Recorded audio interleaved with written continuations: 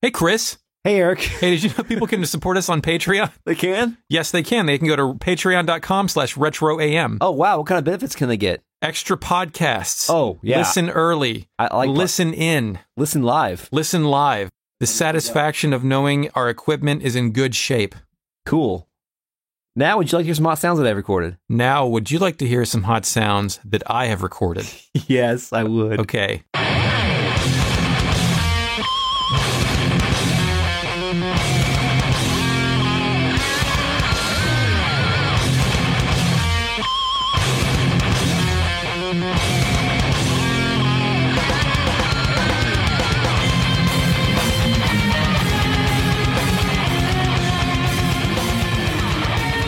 Welcome to Retrograde Amnesia, a comprehensive podcast about Xenogears. I was dreaming. Perhaps it may have been a long-forgotten memory. A dream.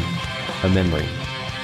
My name is Chris. Hey, Eric, how are you today? Pretty good, Chris. I'm just having memories about playing this video game, Xenogears. I almost said a Xenogame Video Gears, but... In a past life? Yeah, in a past life. Sort of. Kind of was. It was a past life, man. Kind of was. We were different organic creatures with underdeveloped brains who hadn't experienced the trials and tribulations of life. But now we have, and here we are. We're better people. You're drinking better alcohol. I'm drinking. That didn't happen back then. Yeah. I don't think I drank when I was 17, by the way. Cool. Maybe I tried it once or twice. I think once I had tequila mixed with Surge. Hell. Oh. Yeah. It was bad. That's at least the third time we mentioned Surge on this podcast, by the way. Probably. Oh, God. So, what are we doing tonight? So, it's been a long time. It's been a whole week since we talked about the first part of Disc 1, right?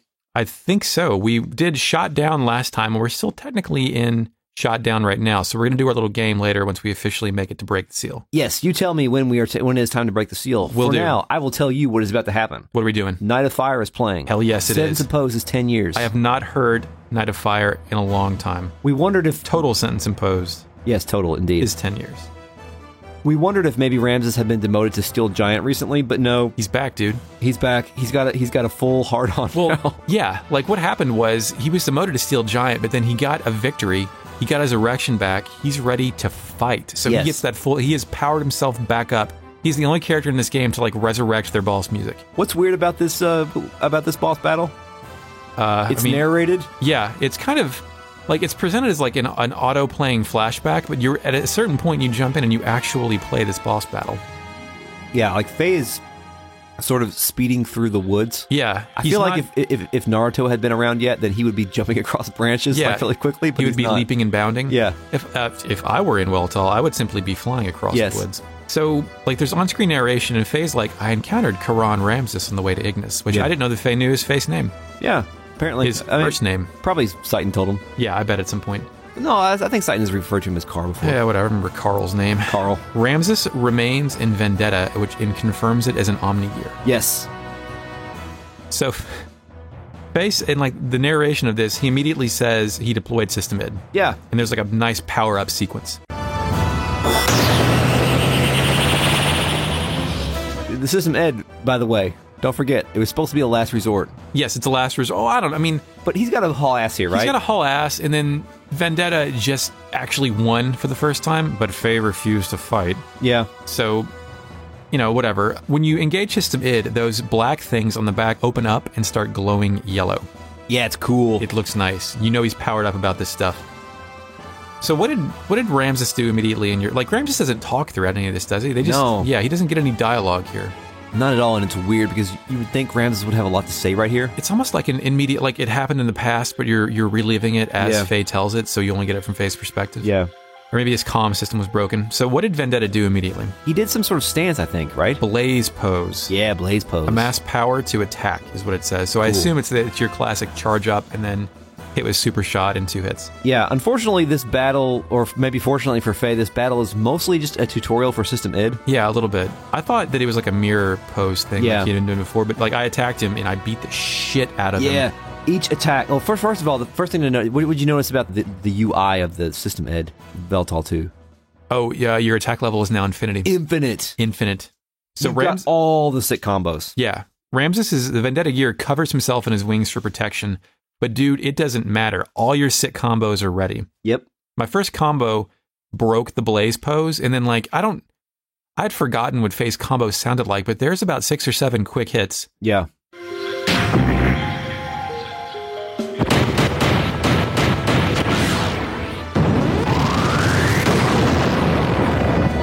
And those just sound violent. Yeah. Like it's like bam, bam, bam, bam, and he beats the shit out of him. It did 5,000 damage each for me. Yeah, it was pretty high for me as well. 3 of those put Ramses on his ass, which is great because, man, that last save point was a while ago, and I was getting worried about this. Like, I don't think there's been a save point on disc 1 yet. Nope. Or disc 2, I'm sorry. Well, in Tara's house. Oh, okay, yeah. That's right. But after you win, Faye is narrating again, and he says, Ramses' absolute confidence was shattered. Yeah, dude. Leaving only his cry of disbelief and resentment, which, I mean, he's had that cry of resentment for a longer than just this time. Ramses' machine disappeared into a sea of foliage. Yes, dude. It's like the end of Logan, where it's just reclaimed by the plant life. Oh, shit. Like, I can just imagine, like, the overconfidence that Ramses walked in there after winning the last time. 3 weeks later, he's back again. He has confidence in his gear, and then he gets worked. Yep. Like, I don't even know. Can Ramses even attack if you keep defending here? I'm not sure. I don't either. Like, it's just how to just thoroughly wipe this. This has to break Ramses if he survived the battle. Faye says this at the end. He also says, Ramses did say this, if only you didn't exist, which yes. I think the implication here is that, like, Ramses believes that he has some sort of destiny or role to play in the world that is being stymied by the existence of Faye/id. Faye is ruining this. Yep. And I'm wondering, like, is Ramses done, or does good Lord, does he love getting his dick kicked in? Yeah, I mean, I don't think he's stopping anytime soon, right? I know there's at least one more battle. Yeah. So then we go back. Do you have anything else for the... Nope, that's it. I think that was short and protracted, but I think that was still effective. For sure. Like it was a nice way to just dehumanize Ramses again. If let's say that there was some Ramses dialogue here and there was some back and forth here, what would it really add anyway? Yeah, I think just to saying that about the pathetic line about blaming Faye at the end. Yeah, I think is all you really need. I think there. we got what we needed from this battle. I mean, having a forced traversal sequence may have been cool, but like, we get it, you know? Yeah. We're here. So next we go to the Ellie in a chair, and there's a JPEG with Vierge and Crescents in a forest behind her. We are hearing October Mermaid or June Mermaid. Yeah, I think it's called, there's debate on that. There's debate, but I think after, we'll talk about it maybe another time, but I think that October Mermaid is probably the proper title.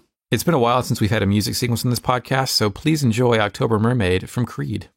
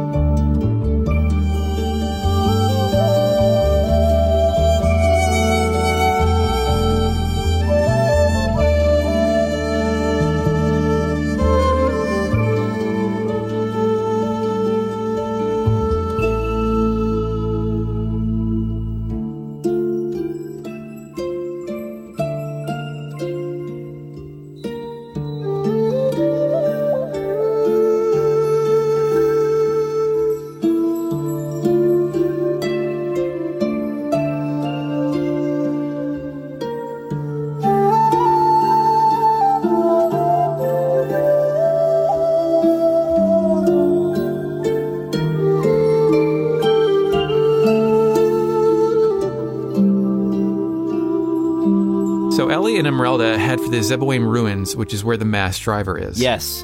And wasn't Sidon supposed to be here? They said that I think when they he's going to meet up with him later? Yeah, he's going to meet. Okay. He's always got something else to do. He has some ulterior motive. He has to go unearth Fenrir's sword. Sure.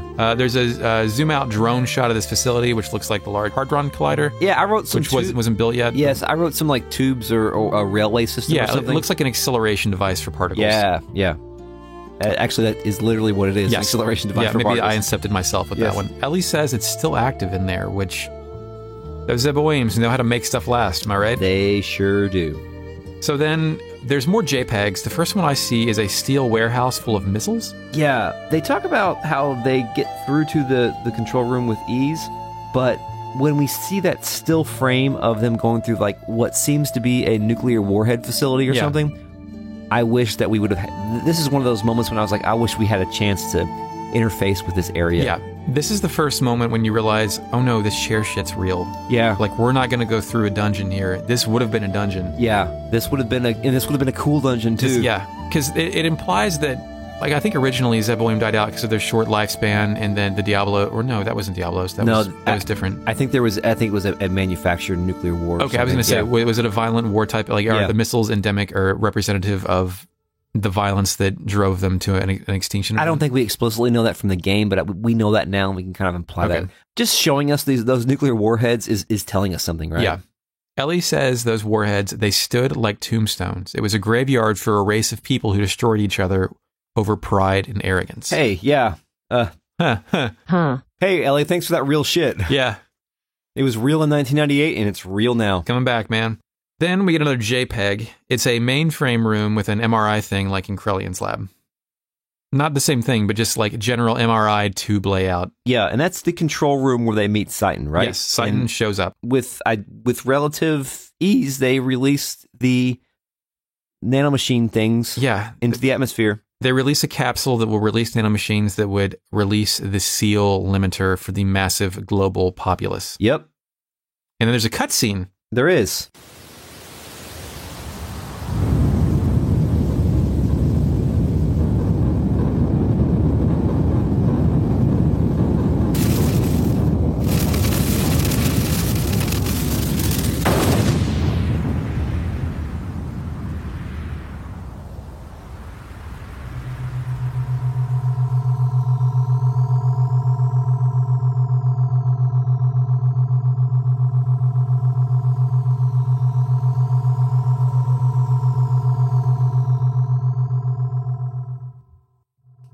A world map scene, sort of. Yeah, a fucking cannon fires a ball of electricity that auroras out and deposits these things all over the world and all the locations that we know and love. Even Lahan Village? Yeah, it's like destroyed Lahan Village. Yeah, there's like one hut or whatever remaining on the world map. Yeah, it's definitely cooked. Yeah, we see the orphanage, we see Nissan, we see the Ethos HQ, I think.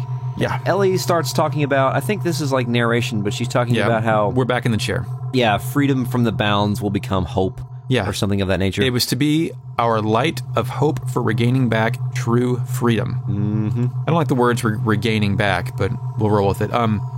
So this is in past tense, and it says it was to be our light, implying that it wasn't. Yeah. It's bad, and whenever someone does something for true freedom, it never goes right anyway. Yep. So then, you got anything else for that, or are you back to Faye in the chair with a swinging pendant? Fuse is playing. I've got Flight. Could be Fuse. Could be Fuse. We'll look it up. Initializing fake net. Chris keeps losing the title game, but he's right here. It's Fuse. Faye is narrating. Faye's narrating. And there's a giant pic of a fucking thing called the Robot Asterix. No, wait. It's not called the Robot Asterix. It's called something very racist. It's called the Solaris Mobile Surface Supremacy Weapon, and it is heading to Nissan. It looks like a big pinwheel. Yeah, it's weird. So, yeah, it's we don't actually see this move. It is another JPEG. Yeah. But Faye says they pushed it back from Ave, but they went to go, encounter at Nissan with their one and only weapon. But they don't tell us what this one and only weapon is. Nope. And at some point it starts heading to Kislev, right? Did you just say that? Yes. That's their last hope of stopping it, of whatever is at Kislev, At Kislev. Right? Yeah. But this is where Shot Down officially ends, in my opinion, and the next chapter, Break the Seal, opens. Hey, that's where I have it too. So, Chris, is Break the Seal actually called Break Away, Unleash the Hope, or Tear Off the Marks? Unleash. Did you say unleash the hope? Break away, unleash the hope, tear off the marks. Unleash the hope. No. Damn it. You want to try and guess again? Break the marks. Not an option. You have break away and tear off the marks. Tear off the marks. Yes, Chris is correct the second time. Cool. Make Tear him off do the- it till he gets it right. What does that even mean? I don't know. It means to like wipe off. You know what? Who cares? Yeah. So let me get a drone shot over Nordtune. This is when Fuse is playing, in my opinion. Okay. It's not really a matter of opinion, but okay. Oh, yeah. Well, I mean, sometimes it is in this stupid... Yeah. Or identify the soundtrack songs. Yeah. It reveals the Central Administration District, that big, conspicuous red ship-looking thing in the middle of Nordtune. Yeah. What happens here? It's a battleship. It's a battleship. It was constructed by Ronnie Fatima. After the Great War with Solaris. Yeah. Who could have guessed this weird public administration building in this neon pastel red thing in this shitty dirt town? I mean, it had a bridge room, remember? Yeah. And a captain. Yeah. Sitting in his weirdo chair. Yeah. How this happened? We don't know. But that's what I wrote down at that point. But then, like, the next line is Bart discovered this from ancient records. Excuse me, Bart uncovered truth. Yes, he does. Yeah, and you know that does feel a little hand wavy there, but Bart does have probably access to a lot more records than he did before. He now. has access to the archives of the palace and all the secret hiding spaces. But this thing is to fight against the Solarian mobile surface supremacy weapon. So Bart may not have had to go on a quest to get this information. So I don't think we're actually missing, quote unquote, missing any dungeons here. Mm-hmm. Like, I don't think there would have been like another Fatima Jasper dungeon right here, because it probably just would have been a scene of Bart looking through that library and being like, oh, wait, hold on, and then putting two and two together and then figuring this out. Maybe there may have been some more interactivity here, but because of where we're at, it just is a lore dumping. I mean, I'd assumed that it would have been a smart reuse of assets to reinvade that administration building and then hit the button that transforms it. Yeah. Because eventually we're told everybody gets in this fucking thing. Yeah, that's true. So yeah, the sand cruiser Yggdrasil was the center of command in the main secret weapon. What? What? What? It literally says the sand cruiser Yggdrasil was the center of command in the main secret weapon. I think that's an awkward line. Yeah, what does that mean? But they had to merge the actual sand cruiser Yggdrasil with this thing. Right, we see that later. Yes. So all of our heroes get inside this, and then it rises out of the center of Nordtune.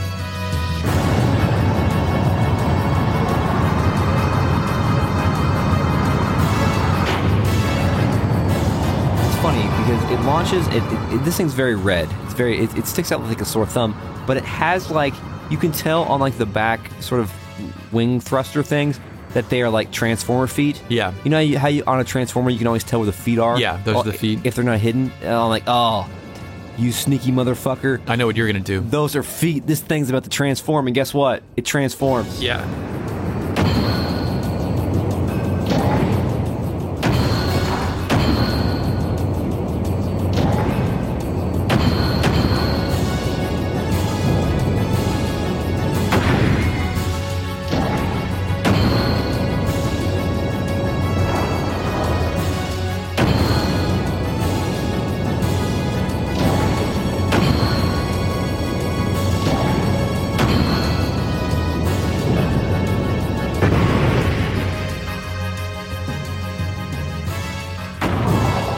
You know why it transforms? Because it's cool. Because it's a transformer. Yeah, dude.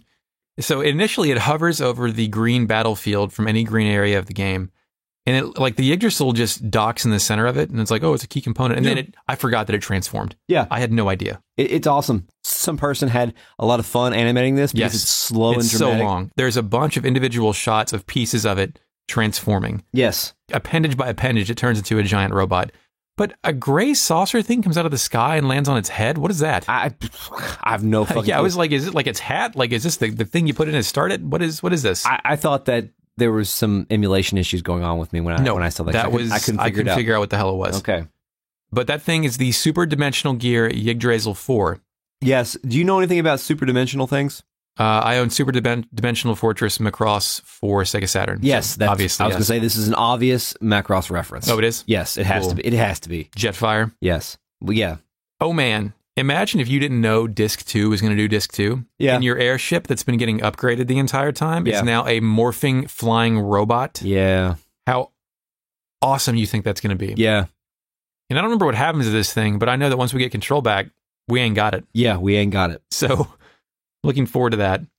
Bart screams "Hi-ya!" Yeah, I was gonna say somebody yells "Hi-ya" here. Yeah. I don't know what is that. Was that Bart? I think it's Bart because he's got a line of dialogue about how he's going to beat some ass after this. Okay, cool. And Yeah. then we are fighting the thing in a boss battle. Yeah, it's called Ford Hurricane now Yeah. instead of mobile racist weapon, whatever it was. Yeah.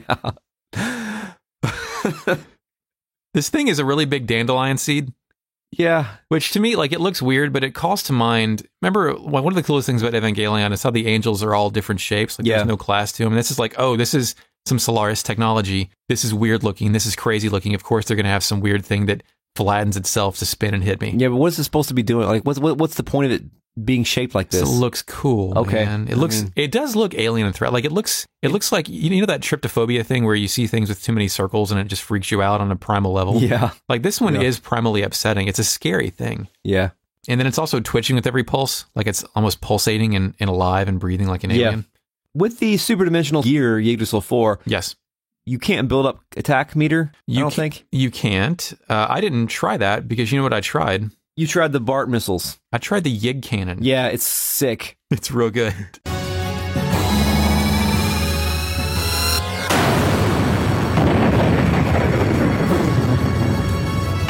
Has a unique sound effect, and then it ejects the Yggdrasil from its centerpiece and uses it as a gun in its hands and fires off an energy shot that does 9999 damage. Yeah, it holds like a cannon, but it doesn't hold it like a bazooka. It holds it like under its arm. Yeah. And that makes it Like look it's a even- minigun. Yeah, sort of, yeah. Vulcan Raven or something. The ravens say you are a true warrior. Yes, yeah, precisely. So I was impressed because it did max damage, but the next turn it was still alive. Yeah. I just hit X attack and that did 5,000 damage. So it's like, what? Because it uses a shitload of fuel. Like it Yeah. uses, I think, more fuel than anything else in this game. Yeah, I first used a triangle attack, and then I noticed that the attack level wasn't moving Wasn't upward. increasing. Then I think I used an X attack. It just got really strong power punches. Mm. They're very meticulously animated. Really, for this gear that I'm not sure we're ever going to use again? Yes. Cool. I mean, they had it right. Mhm. Somebody was probably working on this, and then I was like, oh yeah, I should probably check special options, and I'm glad I remembered to do that because that thing Yeah, some finished stuff on it off. there. Yep. We could use this again. I have no idea. I don't Yeah. think we do. What if you use in the battle arena and just like step on people? Oh, God, that'd be so good. It's just like 5 times the size. So Victory gets us 50,000 gold, which we're getting a lot of gold from battles Yeah. now. They're trying to line our pockets, and Yeah. 32,367 experience points. Would you say this is the most masturbatory mech thing thus far? Absolutely. I think that'll be one-upped next chapter. Yes, maybe. it's a continually escalating scale here, I think. So big question here, Chris. Yeah? So Solaris, we've been told, at least before the last chapter, was the most advanced professional military organization the planet's ever known. Yeah. How do you not see the big transforming gear in the center of one of your controlling colonies? How do you not know that thing's there? Did you lose control? Did somebody else get the keys? I guess because of the lack of historical records or something. Yeah, I guess. Maybe. But Who it knows? just somebody. Bart had them. Bart fucking figured it Bart out. found it. He had the same. Oh God, like that stuff doesn't matter. But it's also like, come on, man. Yeah. Do you think that they had a grander purpose for this particular gear, and at the last minute they were like, "We got to get this in there." Yeah, like So- yeah, like it was cut, but they decided to make one battle with it. Yeah, somebody's got to see this, and you know what? Yeah. I'm glad we get to see it. So after that, we go to a JPEG of the Ford Hurricane outside of Bledavik again, Yep. and then the wounded shall advance into the light plays. Yes. And then it says, after the victory, a peace treaty was signed for the first time in 500 years. Yep. And then what happens? The sky is shimmering with nanomachines. From Elian Sighton's distribution work. Yes, but however, people begin to grossly mutate. Yeah, this did not go well. No. It says total pandemonium as the JPEG changes to people on the ground in Bledavik with blue and green auras that Yeah. begin to mutate into, quote, abnormal forms. Yeah, it's a little unsettling, even though they're just sprites, but it's a little gross. Yeah, you know how in Childhood's End they waited for generations to weed this shit out? They just Yeah. hit the button at once. in Yeah. Xenogears. So then, do you have anything else before the Nissan JPEG? Also, by the way, if you don't know why we're calling stuff JPEGs, those are image formats of pictures. I think people know what JPEGs are, right? More accurately, they're probably bitmaps, but we're going to Yeah. keep calling them JPEGs. Yeah, but there's a running theme of JPEGs in this podcast, so got to commit to it. I mean, if you don't have a computer, you're not going to know what a JPEG is, right? That's true. So, I want to type at the line where Faye remembered what Hammer said back then. Yeah, I have that too. Yeah, he says, Hammer at one point said, what becomes of the normal humans? And is Faye giving Hammer too much credit for being Well, prophetic? so yeah, Hammer, I just thought that Hammer, when Hammer said that, meant unskilled and without deathblow combos. Yeah. But I guess he meant those without ether affectations. Oh, okay. Because I think it is more severely affecting people either with, our characters have ether stuff and they're not Right. getting touched at all. Right. So it must be the regular ass humans Yeah. that are getting primarily affected and mutated, whereas others aren't as affected, apparently. That makes a lot more sense. I don't know what camp Hammer falls in here since he's already mutated into a rat man. Yeah. So I don't even know if it affects demi-humans or what, but Is that how demi-humans were created? Was because they were trying to do these experiments to get them to that level? a and little then- bit, but then you get like the goblins and you get like the half animals too. Yeah, and you get that's whatever true. Rico is, so I don't know. Interesting. Yeah. Hammer, having yeah. something to say. It's like childhood end, but the adults weren't allowed to die off and then instead just mutated to accelerate the process. Cool. Anything else? That's it. We're going to another Gazel Ministry sequence now, correct? Yes, sir. Here you go.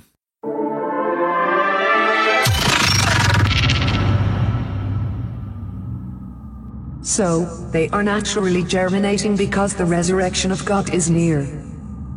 Those who will become the body of our servant. I never knew so many would exist, even without using the key. But some of them still have not begun to germinate. Are they not destined to be the flesh of God? Or perhaps those are the enemies of God. Let us reactivate the strategic points of the Solen. At any rate, they are just incomplete mutants.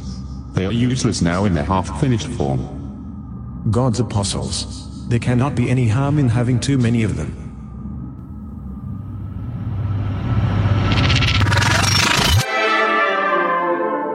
So that was a short one. That was a short one. The Gazel attribute the mutations to a natural phenomenon as God is near. Yes. They are describing the phenomenon as naturally germinating. Yeah, they use the word germinating a couple of times. Yeah. I don't really know if that sits well with me. Like Well, infecting, I think, would be a better. Maybe, yeah. I guess to germinate is to infect too. So whatever. It implies that these mutants will form the body of their servant, Yes. God. Their servant is God? Yeah, I don't know if that's necessarily in the right order either. Well, I mean, ultimately they want God to go to space, right? Like Yeah. God's the one that's going to take them to space, Yeah. so God is the one that's serving them, I guess. So I guess my car serves me to work every day. Yeah, your car is God, by the way. Yes, kind of. There's some debate about whether the mutants are the flesh of God or the enemies of God, and says the mutations are incomplete and useless. What? Are they talking about the delineation between those that are mutating and those that aren't? Maybe? Yeah, I guess. As in like, oh, it's not affecting everybody. Those with the higher ether ability are not necessarily connecting as well. And then they call them God's apostles. Yes, there cannot be any harm in having too many of them. So, that reminds me of my favorite Jane Austen quote. Oh?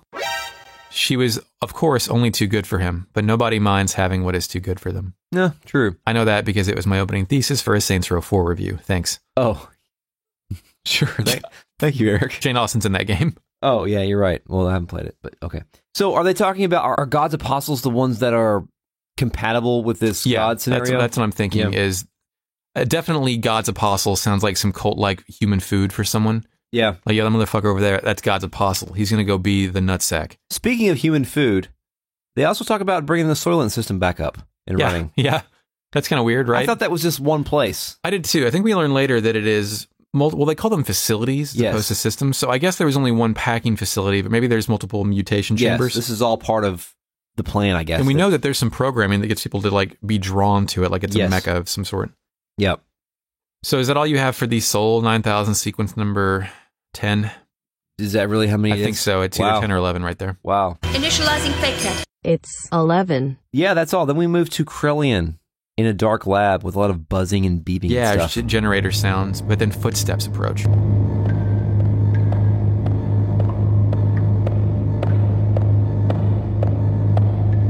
Yes, it is Miang. Hell yeah, it is. She says, the chains that restrained humankind have been removed because of you.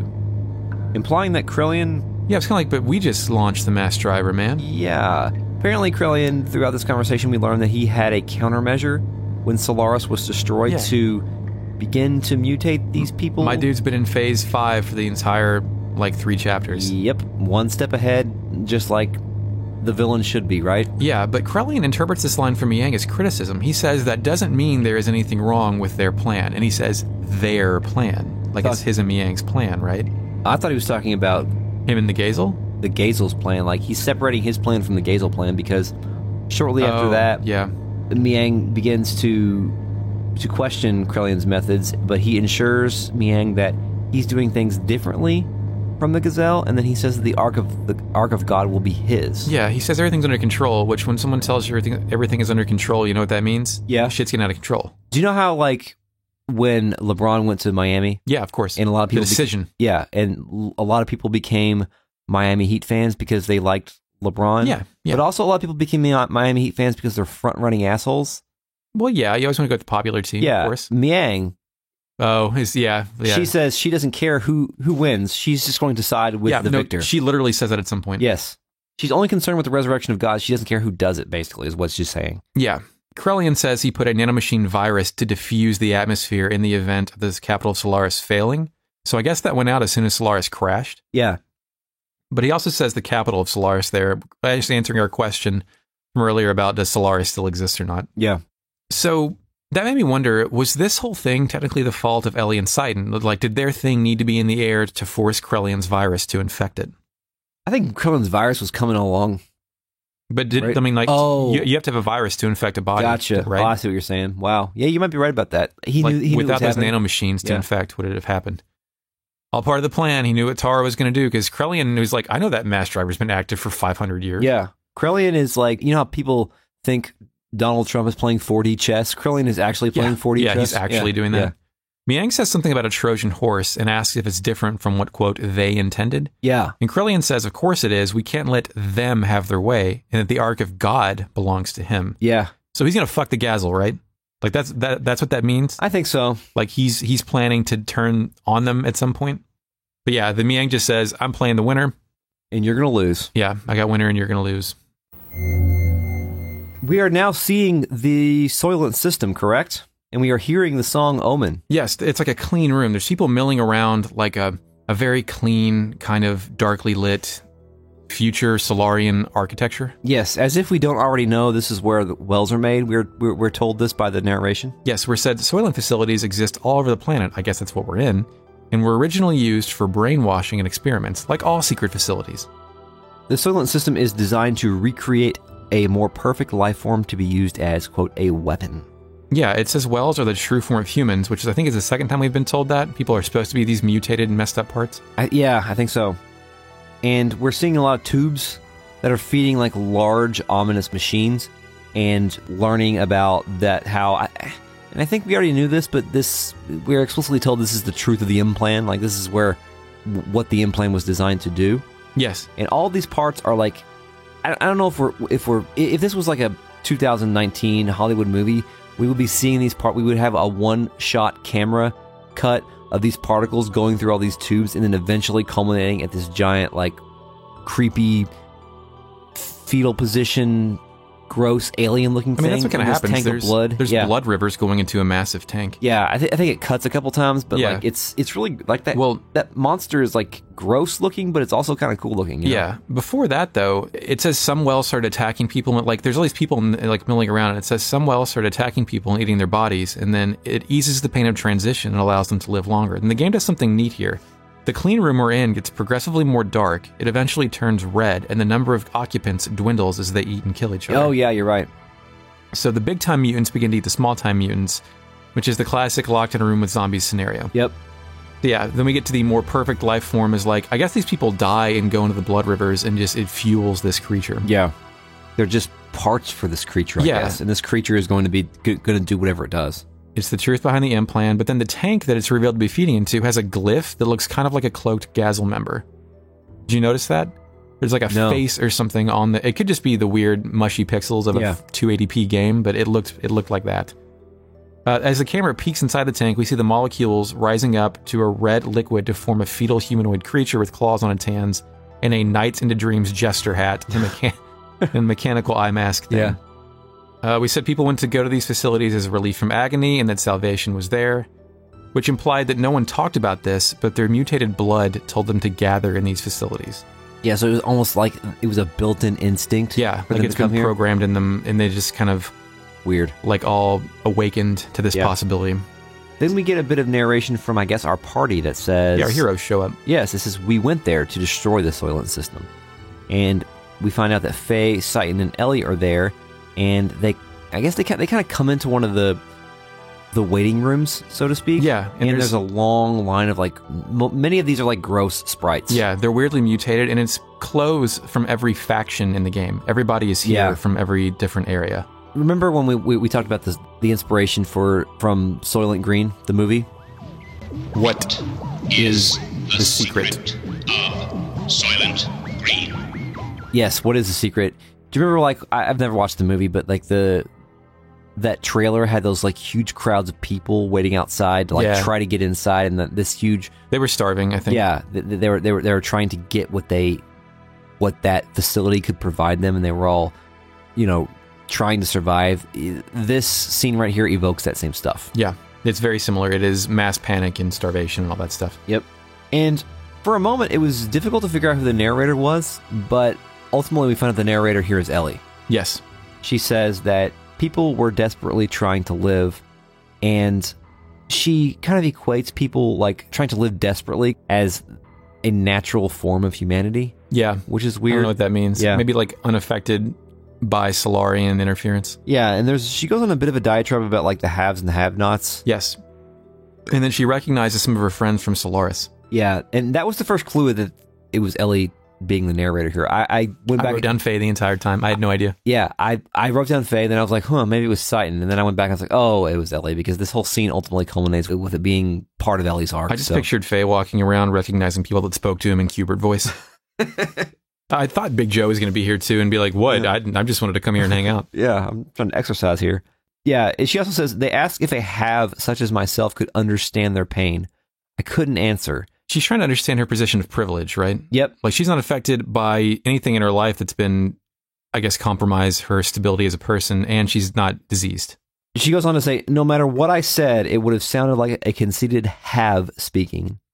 Even so, I wanted to relieve their anguish, and I decided to do so, just like the person in the memory of my dreams in the distant past. So Ellie here is like resolving to do something because she knows in a former life she did something. Yeah, but when they say relieve their anguish, I think she means mercy kill. Yeah, at first. I mean, yeah, that is my first interpretation, is like we have to eliminate all these people and their suffering. She's resolved to be like Sophia because she now has maybe some, whether it be implicit or explicit memory of... Citan told her she's like a mother. Well, yeah, maybe too. No, that...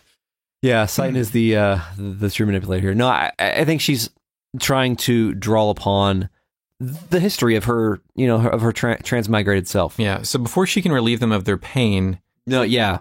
Light a fireplace. Yeah, boss battle time. Yeah, the thing that's in the tank busts out and leaps out of the vat we saw earlier. It is a Sufal mass. An organism that is still in the process of amalgamation. It starts eating people. Eating people. Eating people. Eating people. Gross. Faye says that it still has human eyes and begged for death. This is also what I would say if I had just killed someone on accident. Yeah. Like, it still had human eyes, but it begged for death. We get a brief moment to save the game. Yeah, thank God. Here. Thank God, dude. Thank you. And you can also change the party here if you want. Yes, it lets you switch it out. Did you change the party? I kept Faye, Ellie, Citan. That had been rolling for me. I didn't know what any death blows I had with anybody else. I didn't know if I was in a gear or not, to be honest with you. I did the same. Okay, so you rolled with your party from Solaris. I did. Remember, you had Emerald, Citan, and Faye? No, I'm sorry. I kept the party that was in the scene. I kept Faye, Ellie, and Citan. And it is an on-foot battle. You're battling the Sufal ×4 and the Sufal mass. Yes, and the Sufal mass is a 3D model. It's a big one. So I thought maybe we were going to have... This is the first time like a 3D model has been a boss for our 2D fighters, I think. Yeah, that's weird. I think maybe you can fight a large version of it in a gear in the game somewhere. Yep. So all my death blows are healing this fucking thing. Yeah, anything that's elemental will heal it. Can we read into that?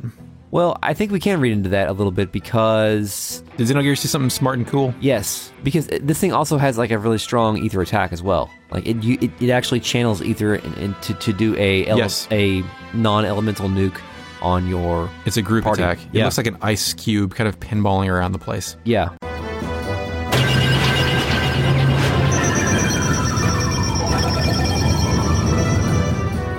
And I'm not 100% sure if this is correct or not, but if you kill all those little 4 dudes that are surrounding him, then he will stop doing the ether attack and the weak ether beam things that he does and start just fucking punching you for 500 damage. Oh, God. That's a lot of damage. Yeah, and I fucked around a little bit too much and lost. Oh, God. Save state, my friend. So there's a save point. Well, there's a save point. So I just reloaded the save and I put Bart in for Ellie because I knew that, because my original plan was to like start nuking those things with Ellie's ether doubled nuke attacks. And your ill-acquired ether doubler, yes. Yes, indeed.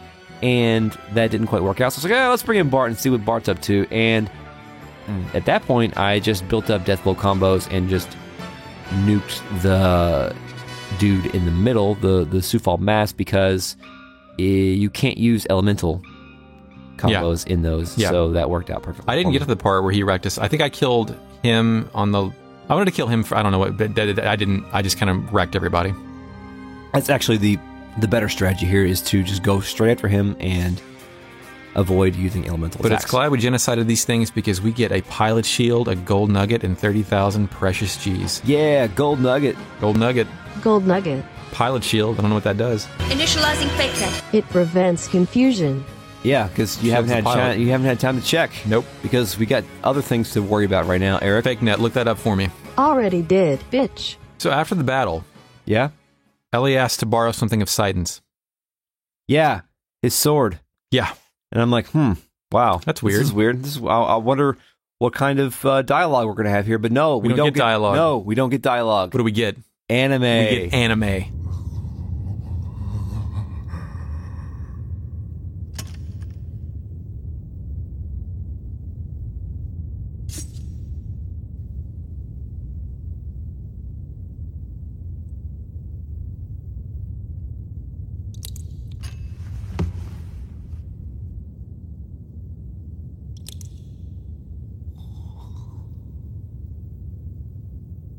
I'm sorry.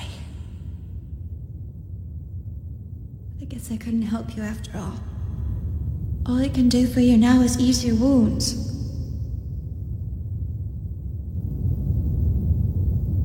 I'm so sorry. Ellie. You.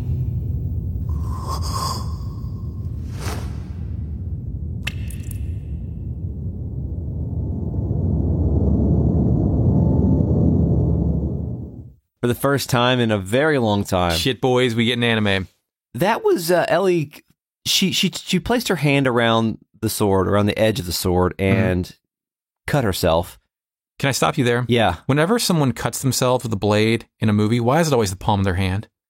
Like, why not cut literally anywhere else than the thing you use and grab with? I hate that shit. Yeah, that's a really good question, Eric. I don't know why, because... I'm sorry to derail you there. I don't... It seems like you probably have a lot of blood vessels in your hand, but right? You gotta grab other... Like, have you ever cut your fingers? No, that stuff sucks. I'm agreeing with you. Okay. And, like, but you should probably cut, like, your... Fucking cut your calf. Have you ever had a head injury? Have you ever cut your head? That thing bleeds like a stuck pig. Just cut yourself in the head. Yeah, that's true. Yeah.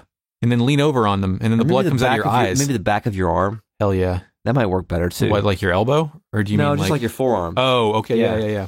Like, or like the T-1000 in Terminator 2, where he just rips the entire fucking arm. Yeah, there you go. Because I think if you cut the back of your arm, that would also be the easiest one to bandage up. I think so, too. But what if you had a heal spell? Then it wouldn't matter. Yeah, good point. Maybe that's why she did it. Yeah. So, anyway. Solve that. Glad we figured that out, Eric. Thank you. So, this anime, she cuts herself with a sword, apologizes, then what else? Yes, she apologizes to the... It's like dying? The gasping, dying Sufal thing. Yeah. And she's doing that Jesus, that Christ thing, where she's using her blood to heal others. And or like DMX. Or flesh like in my flesh, blood in my blood. And Christ doesn't literally do that, but that's like a symbolic of Christ giving his blood. What's it? Transference? I think that's just the whole wine Eucharist thing. No, I'm just talking about like symbolically. Oh, okay. I just remember like one of the people in charge of the Catholic school we went to said that getting blood was the most Christic thing you could do. Which is Did you look at him and say, well, what about pissing blood? Well, I mean, that would... Okay. So yeah, she drips the blood in its mouth. It has human eyes. Faye flashes in and says Ellie's name. As the Sufal's suffering sort of subsides a little bit from the blood, like she's basically administering hospice care to this thing, basically, like trying to ease its death. And Faye looks on, says her name, and gives in to astonishment. He's just like, Ellie, what the fuck are you doing? Who are you? And you just killed that thing, right? But Faye should know what she's doing. Yeah, but because he's still knows got dream logic floating around. He doesn't know what's real. So Ellie is aware of My her. boy needed rest. He got thrown right back into battle. Yeah, Ellie. So Ellie is aware of her status as this reincarnated person and understands her mission more so than Faye does right now. Maybe Definitely. She's more conscious of the past than he is. Actively recalling it. Yeah, I think you're right. So Ellie's mouth moves a lot despite only 10 words coming out of it. Yeah, it's rough, man. Yeah. But as this ends, there's like a bunch of crosses in the background of the wreckage of that tank blowing up, and I thought that was intentionally symbolic. Yeah, well, I mean, it's the 90s and it's anime, and they like to put crosses in that stuff, so... So after the anime, Lost Broken Shards plays. Here is Lost Broken Shards from Myth, the Xenogears orchestral album.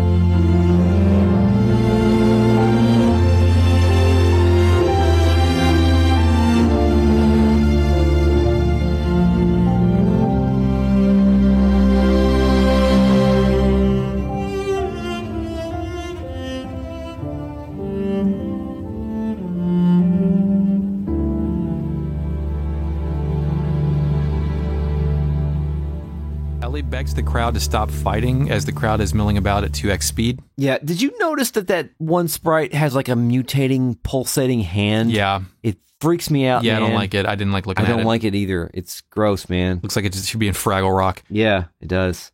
Ellie explains that this facility is part of the overall plan of racial purification, which is Hell yeah, dude. Maybe the first time we've explicitly been like hit on the face with that metaphor. Yeah, connect the Nazi analogy directly. Thank you. She mentions some things about owning your own heart and maintaining yourself, and all that stuff about that Citan said to Faye in the room when he was trying to draw out id. She's saying the opposite of that right now. Yeah, like she's saying the opposite of the Solaris Creed here. She's taken in the internal hatred and she's spouting out love. And as she's talking, what happens? The scene flashes to an old-timey grain filter with Ellie in a tunic, and the people are dressed differently. Yes, it's like creating this historical parallel of Sophia doing the same thing at some point. It is referencing the cyclical nature of all of this. It is a really cool flashback film technique because it's framed in the exact same positions, maybe in the same kind of places. And it's really cool. This is unique probably to an RPG like this, but also the dialogue boxes, they kind of invert and then it says Sophia and you see Sophia's portrait. Yeah, she's got like a tunic of some sort. She's dressed slightly different, and if you go through too quickly, you'll miss it. But Sophia says, the Sophia portrait says, "To relieve your pain, I'll give you however much of my flesh that you need," which is another very Christ thing to say. Yeah. And it's interesting. Then Ellie kind of just collapses, and yeah, she says, wanting to be loved, needing each other. It says a single hand which cannot clap, which I don't like that metaphor very much. Weird, yeah. And then Faye, he runs in, he jumps. He Ninja Turtle jumps. Yeah, he's like running from, it's like running into the wrestling ring to catch her. You know the last time we saw this jump? No. The demo when Bart and Ellie catapulted in out of nowhere. Well, we got to that forest path or whatever. Yeah. Like that's the last time we saw like a 20-foot jump off the side of the ring. Yep. He did a moonsault slayer right in there. Ellie passes out, then she wakes up and tells Faye she wanted to give part of herself as a have up to a have not to try and make people happy. Yep. I think that could have been localized a little bit better. Yeah, it's a little weird. She wonders if she's doing the right thing, and she says, "But if I can know the joy of giving out a little of the life within me." She's checking her privilege, and she's trying to do the best she can with her advanced position. Good for her. Question. Is Ellie still is she still having a character arc here? Or is this her second round of character arc? Or is she just living out the destiny of this system of death and rebirth that she's locked into? I mean, unlike Faye, she was already a person for this entire life before that. Yeah. Right? So maybe she has a better foundation for her personality, so she's able to integrate the multiple souls in there a bit better and reference them at will. And she doesn't seem to be too conscious of the blending of the two, but she's certainly handling it better than Faye is. Yeah, I'd like to believe that she's actively melding together those former selves to do something here versus it just being an execution of the process that she's subject to. Yeah. But I can believe that. Yeah. So now it's time for the man to narrate. Yeah, Faye's in a chair. Faye's back in a chair, and he's talking about how they went and fucking killed all the other Soylent systems. Yeah, there were these facilities all over the world, and they went and destroyed shit and liberated whoever was there, and then the mutated folks were all taken in by Nissan. Would this been of like a Gate 1, 2, 3 sequence if we had a full game here? No, definitely. We would have different teams going to liberate all of these things with different bosses. Yeah. Like, this is where you would actually be forced to use Rico again. When you're pushed, killing's as easy as breathing. Yeah. I think we can make it to the game without never using Rico again. That's a point that I had written down here later. Okay. So then we get a JPEG of Nissan. It's framed with its exit lined with brown and blue sisters, plus Margie and Agnes in the center. Mutated people are coming in. I missed Margie. I didn't notice her. They're like sisters on all the sides, and then in the center there's Margie, another sister, which I had to assume was Agnes. Yeah, we find out that most people were restored with Tara's shit, his tech. He fixed the lesser mutated people. If Yeah. your mutations were too severe, apparently it could not be reversed. Yeah, the other people were not fully revived, but they got their dignity and their self-respect back. They were more accepting, apparently. Yep. Ellie's speeches were apparently instrumental in getting these people to Nissan to rediscover their humanity. Yep. And they also stopped fighting each other. Yeah, which is important. Yeah. Usually. Into human history, yes. Yeah. Rumors were spreading about Ellie as the second advent of Sophia. Do you recall the last time we saw the term second advent? No, I don't. Faye was told he was the second advent of Groth by the Shavadians. Yes. Before he escaped. So there's a JPEG with the cathedral floor with Ellie personally healing these people. Yep. Yeah, but Xenogears does kind of spoil the metaphor by telling us that it's like Sophia. Like they've already, I think they're laying that on a little bit thicker than necessary. Yep. So yeah, Nissan's the place to go, man. Everyone on the surface there has to unite. We're all on Nissan. Yay. What's next? Well, it's time for another Gazel Ministry sequence, Eric. Here we go.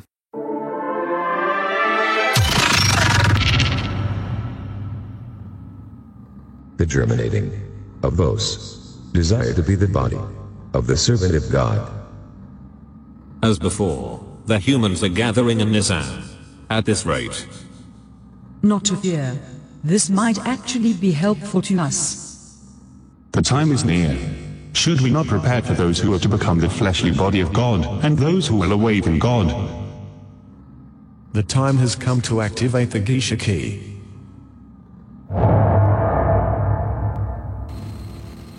What? Cain. What more do you intend to do? I cannot allow you to use the key. Cain, what are you doing? Without the resurrection of God, our purpose cannot be fulfilled. Or are you planning on perishing with God, Cain, without fulfilling our purpose? Your purpose? You were fated to it from your birth. Why haven't you realized that it does not arise from your own free will? I've heard enough. Yes, this is of our own volition. If you still insist on opposing us,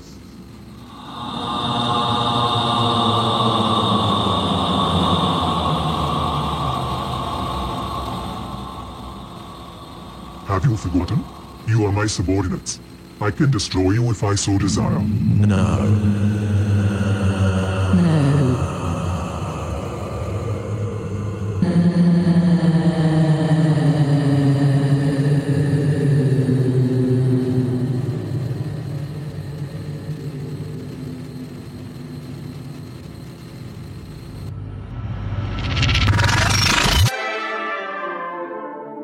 So this one had some challenges, and then at the end they start screaming.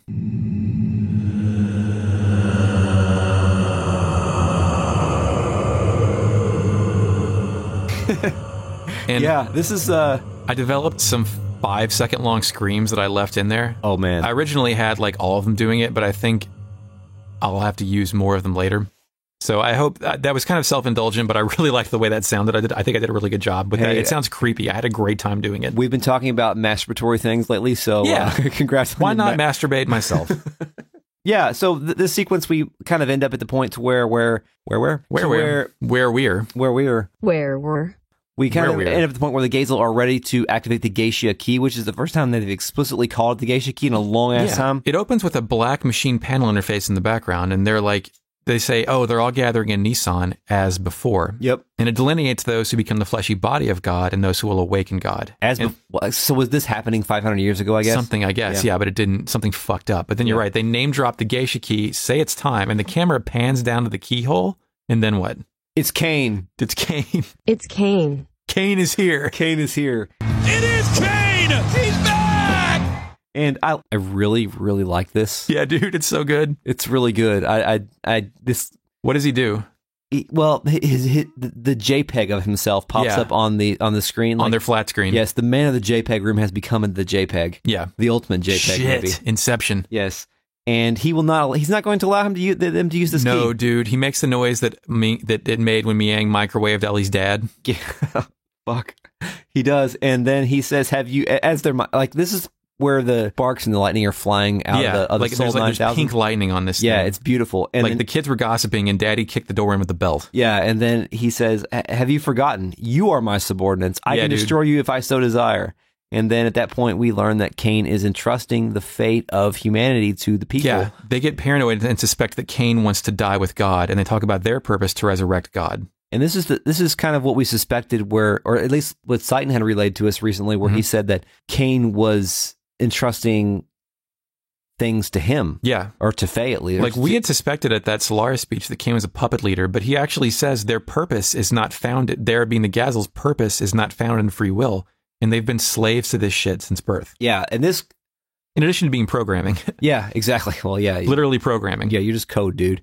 So, yeah, Cain is actually...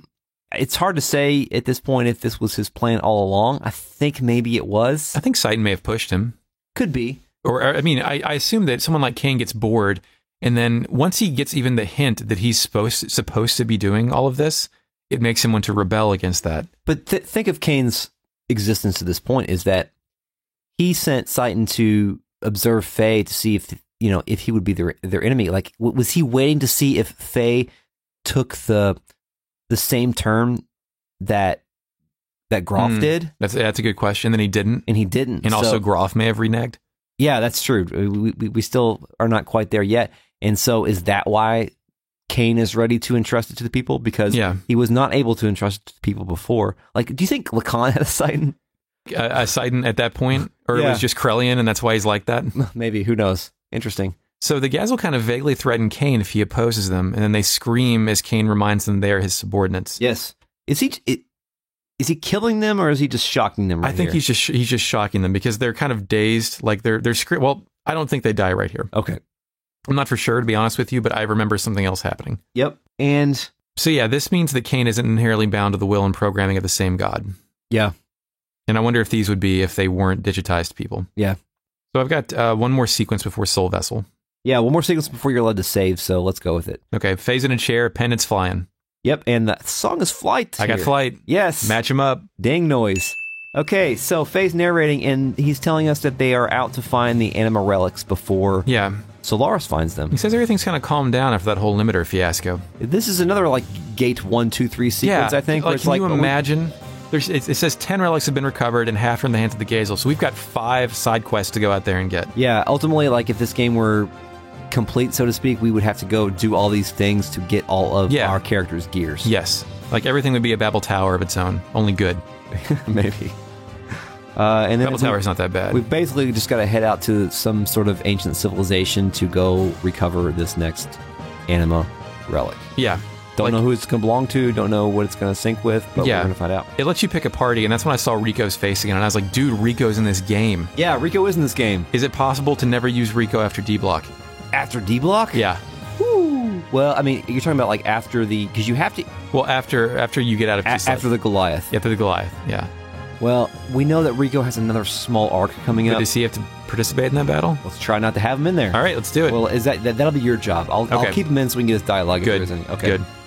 All right, cool. And that's it. That's it for that episode, or at least that chapter. We did it. Break the seal. Break the seal. The seal's broken. Except for not really. The circle is unbroken. Shall we consult the RealNet? Initializing RealNet. Yes, look at the RealNet. It's 1035. Okay, hell yeah, there's 3 people in the RealNet. Cool. If you're just listening, the RealNet is what we're calling the Discord server. Oh, Carfo points out that the game never explains about the mechanic that allows all the Omni Gears to go into infinity mode. Apparently, that all the other Omni Gears can do that too. Cool. So it's one of those things. It's like just let them do it. They've all got ids. Everyone's got an id, right? Tara has cloned System Id and injected the molecules of Phase. I don't know. Nanomachines, son. Carfo also felt the same way we did about seeing the JPEGs of the Zeboyim missile dungeon. And not being able to actually play it. It's like we're being shown concept art. Yeah, especially because that area would have been a recognizable relic because the Zeboyim civilization is sort of like our civilization. So yeah, it would have been like our times. Cool. Well, thank you. That last episode was actually a pretty clean one. I don't think we really fucked up too much. So we'll see. Maybe when you say fuck it, do it live. We do it live, right? Mr. Wizard, get me the hell out of here. Thanks, Eric. Eric's got to work tomorrow. Thank you, Eric. Thanks, Chris. Good to see you again. Support us on Patreon, patreon.com/RetroYM. Thank you to our current patrons. We appreciate you. You're making this funnest, the most fun. Stay tuned for the outtakes. Follow us on Twitter at RetroAmnesiaPod. Send us an email, retrogradeamnesiapodcast@gmail.com. Thank you, Mark, Shepard, for the intro track. And until next time. Yes, we will kill God. Yes, we will kill God. And now you may go back to sleep.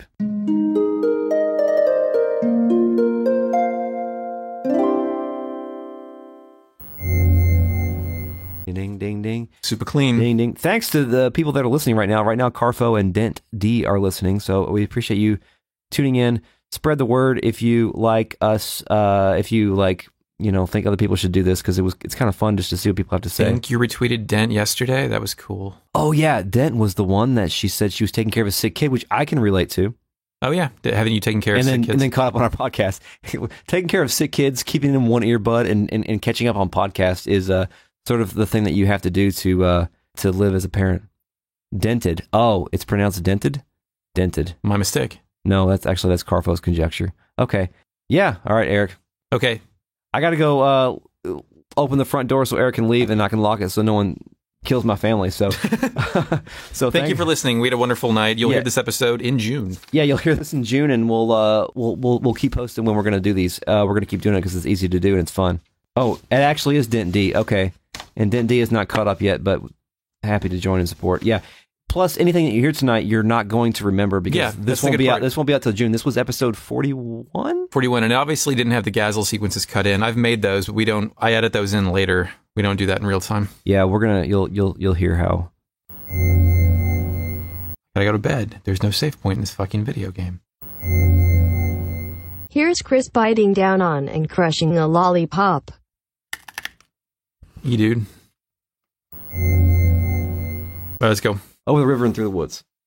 To Chris's basement we go. Yeah, fucking shit, dude. Okay. Hey, Eric.